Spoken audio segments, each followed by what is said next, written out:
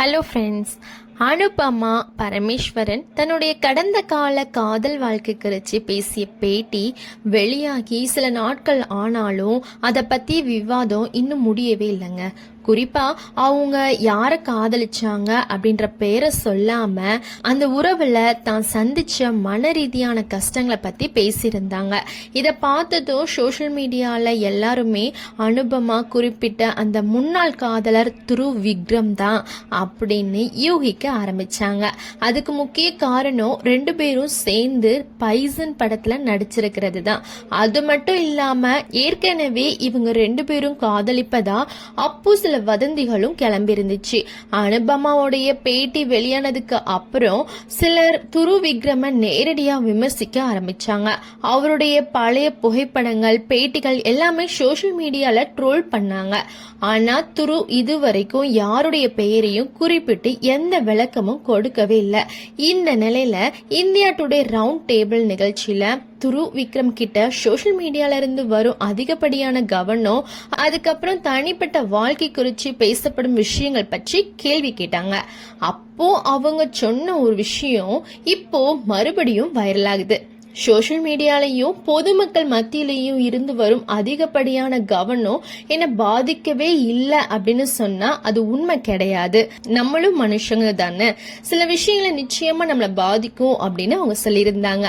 ஆனா அதுக்கு அடுத்ததா அவங்க சொன்ன விஷயம் தான் முக்கியம். வெளியில 1000 பேர் 1000 விதமா பேசுவாங்க.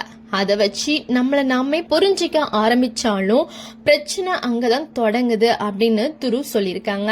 அதாவது எல்லாரையும் திருப்திப்படுத்திக்கிட்டே இருந்தா நம்முடைய வாழ்க்கைய நம்மளால வாழ முடியாது. நான் யாரு, என்னுடைய மதிப்பு என்ன, நான் எதை நம்புறேன், என் வாழ்க்கையில உண்மையா முக்கியமான மனுஷங்க யாரு, இதுலதான் நம்ம தெளிவா இருக்கணும் அப்படின்னு அவங்க பேசியிருந்தாங்க. வெளியில இருந்து வரும் ஒவ்வொரு கருத்தையும் மனசுல போட்டுக்கிட்டே இருந்தா நம்முடைய மன அமைதி தான் பாதிக்கப்படும் அப்படின்னு சொல்லியிருந்தாங்க. அதுக்கப்புறம் சோசியல் மீடியால இருந்து தான் கொஞ்சம் தள்ளியே இருக்கிறதாவும் துரு தெரிவிச்சிருந்தாரு.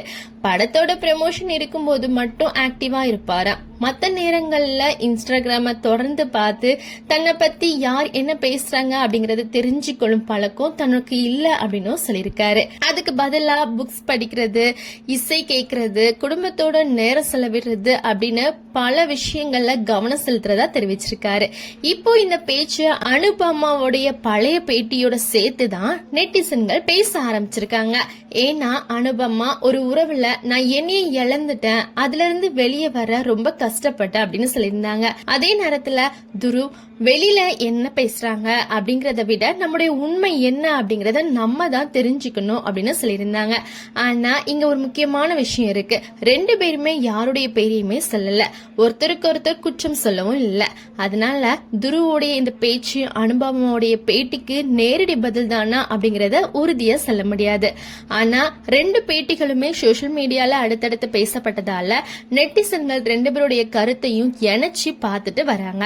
மொத்தத்துல துரு சொல்ல வந்த விஷயம் ஒண்ணுதான், வெளியில என்ன பேசுறாங்க அப்படிங்கறத விட நம்மளை பத்தி நமக்கு தெரியும் அப்படிங்கறது தான் முக்கியம். இல்லன்னா சோசியல் மீடியாவுடைய சத்தத்துக்குள்ள நம்முடைய வாழ்க்கையே தொலைச்சிடும் நிலை வந்துடும் அப்படின்னு இருக்காங்க. இந்த வீடியோ பத்தின கருத்துக்களை கமெண்ட்ல சொல்லுங்க. நன்றி, வணக்கம்.